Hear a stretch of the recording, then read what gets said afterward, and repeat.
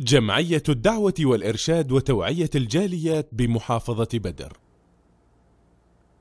بسم الله والحمد لله والصلاة والسلام على رسول الله وعلى آله وأصحابه ومن تمسك بسنته إلى يوم الدين. Kaligtasan sa sinuman ang iniingatan niya ang pagdarasal sa araw ng pagkabangon. Yan ay nabanggit sa hadis ng Propeta Muhammad sallallahu alaihi wasallam. Anin Nabi sallallahu alaihi wasallam dzakara as-sala yawman faqala lahu man hafaza 'alaiha kanat lahu nuran wa burhanan wa najatan yaumal qiyamah. Nabanggit sa hadis ng Propeta Muhammad sallallahu alaihi wasallam ang pagdarasal ng 5 beses.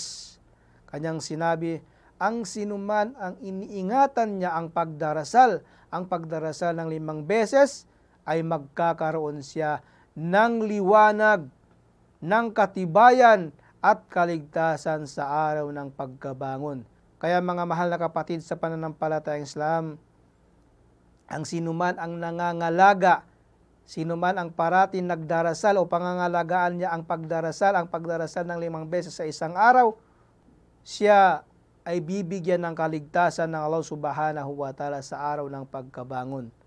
Kaya ingatan natin ang pagsasala, ang pagdarasal sa loob ng isang araw. Wallahu a'lam bis-shawab. Wabillahi taufiq wal hidayah. Assalamualaikum warahmatullahi wabarakatuh.